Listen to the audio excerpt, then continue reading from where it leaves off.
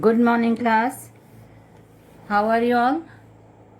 Beta, in GK class today we are discussing about some interesting facts. आज मैं आपको कुछ इंटरेस्टिंग बातें बताने वाली हूँ जो हम लोगों के लाइफ में डेली हम देखते हैं, लेकिन हमको उनके बारे में सही जानकारी नहीं है, तथ्य नहीं मालूम कि ऐसा क्यों होता है। तो वो जीके क्लास में मैं आपको बताऊंगी कुछ बातें, तो आपका नॉलेज भी बढ़ेगा और आपको नई बातें भी पता चलेंगी। सबसे पहले, why don't our eye lashes grow as long as the hair on our scalp. जो हमारे सिर के बाल होते हैं वो बहुत बड़े होते हैं। ये तो आप लोगों को भी पता है, सबके बाल टूटते हैं, झड़ते हैं, लेकिन वापस आ जाते हैं। उनकी ग्रोथ होती रहती है रेगुलरली, कंटिन्यूसली हमारे बाल ग्रो करते हैं, झड़ते हैं, टूट जाते हैं। आप हेयर कट भी लेते हो, फिर थोड़े दिन बाद आप देखते हो कि आपके हेयर फिर लॉन्ग हो गए हैं, फिर ग्रो कर गए हैं, बढ़ गए हैं।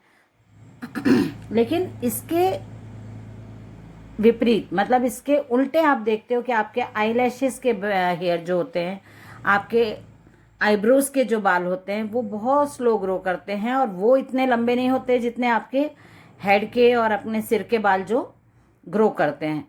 तो ऐसा क्यों होता है, ये आप मतलब हमारे लिए सोचने वाली बात है। आप भी सोचो कि जब हमारे हेयर के जो इतने हेड के हेयर हैं स्कल्प के, वो इतना तेज ग्रो करते हैं, तो हमारी आईलैशेस और आईब्रोज के हेयर क्यों नहीं ग्रो करते? उसका रीज़न है, any hair on our body grows through the hair follicles. Hair follicles मतलब जो रोम छिद्र होते हैं, मतलब जो हेयर ग्रो करने के लिए हमारी स्किन के ऊपर भी एक और स्किन रहती है, वो हेयर ग्रो करती है। तो but hair follicles on our scalp are different from the follicles on our skin.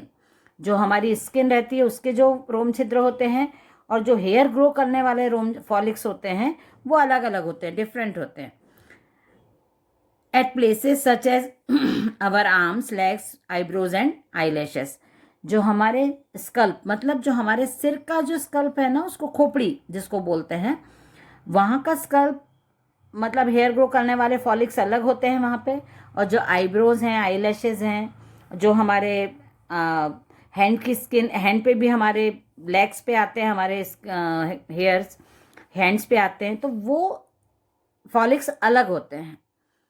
While scalp hair grow continuously, the hair on our eyelashes, eyebrows, etc. grow in cycles for short period of time. जो हमारे head के फॉलिक्स होते हैं वो continuously hair grow करते रहते हैं, और जो हमारे आईब्रोज, लेग्स, आईलैशेज, यहाँ के जो फॉलिक्स होते हैं स्कल्प के, जो हेयर ग्रो करने वाले, वो बहुत स्लो और बहुत कम टाइम में ग्रो करते हैं। Since they get a shorter period of growth, they do not grow as long as the scalp hair do. जो यदि वो कम टाइम पीरियड में ग्रोथ कर लेते हैं, ग्रो करते हैं, तो वो उतना उसकी ग्रोथ नहीं होती है और इतने लंबे नहीं हो जाते वो जितने हमारे हेड के जो रहते हैं स्कैल्प, वो हो सकते हैं। ओके बेटा, नेक्स्ट है, why do animals have tails. क्या कभी आपने सोचा है कि एनिमल्स को टेल्स क्यों होती हैं, पूंछ क्यों होती हैं? टेल्स का मतलब पूंछ होता है ना, तो एनिमल्स, जानवरों को क्यों पूंछ होती है? कभी आप लोगों ने सोचा है इस बारे में? Most of the animals walk on all four limbs. हमने देखा है जितने भी एनिमल्स होते हैं उनके चार पैर होते हैं और वो चारों पैरों पे ही चलते हैं। They do not have any limbs free to perform other functions. उनके पास कोई भी ऐसा लिम नहीं होता है कि वो उससे दूसरे काम कर पाएँ, दूसरे जो भी काम है उसको शो कर पाए। Therefore the tails of the animals carry out many of these functions. इसीलिए एनिमल्स की टेल होती है जो उनके दूसरे कामों में उनकी हेल्प करती है, दूसरे फंक्शंस करने में उनको परफॉर्म करने में सहायता करती है। The tail helps them to find direction, to move forward, to chase away the flies and to dust off their bodies. जो उनकी टेल होती है, पूंछ होती है एनिमल्स की, वो उनको डायरेक्शन आगे मतलब कहाँ जाना है इसके लिए हेल्प करती है। टू मूव फॉरवर्ड, आगे बढ़ने में, रास्ता खोजने में, किस डायरेक्शन में जाना है डायरेक्शन फाइंड आउट करने में उनकी हेल्प करती है। चेज अवे फ्लाइज मतलब मक्खी, उनके ऊपर मक्खी मच्छर कुछ भी आते हैं तो वो उससे उनको उड़ा देते हैं अपनी पूंछ को हिला के। ये काम भी वो लोग करते हैं। और अपनी बॉडी के डस्ट को साफ करने के लिए भी वो लोग टेल का यूज़ करते हैं। टू ग्रास्प थिंग्स, और कुछ चीज़ें पकड़ने के लिए। And to add beauty in some of the case, कहीं कहीं देखा है कि टेल होती है उनकी ब्यूटी को बढ़ाने के लिए भी, एनिमल्स की ब्यूटी को बढ़ाने के लिए भी टेल होती है। Early humans also had tails but it slowly disappeared as they evolve and stop using it. मतलब जो अर्ली ह्यूमन्स होते थे, अर्ली ह्यूमन्स मतलब जो हमारे पूर्वज थे, उनके भी हमने सुना है ना, हमारे पूर्वज कौन थे, वानर थे, बंदर थे, तो उनकी भी पूंछ थी। ऐसा बोला गया है कि उनकी भी पूंछ थी। और लेकिन वो जब आगे बढ़ते गए, पीढ़ी दर पीढ़ी ऐसा होता गया कि उन्होंने उसका पूंछ का यूज़ भी बंद कर दिया, तो वो धीरे धीरे डिसअपियर होती गई और इवॉल्व मतलब आगे बढ़ते गए। जैसे जैसे परिवर्तन आता गया वैसे वैसे एक तो उन लोगों ने यूज़ करना भी बंद कर दिया इसका, अपनी पूंछ का, टेल का, और धीरे धीरे वो उनकी पूंछ डिसअपियर होती गई।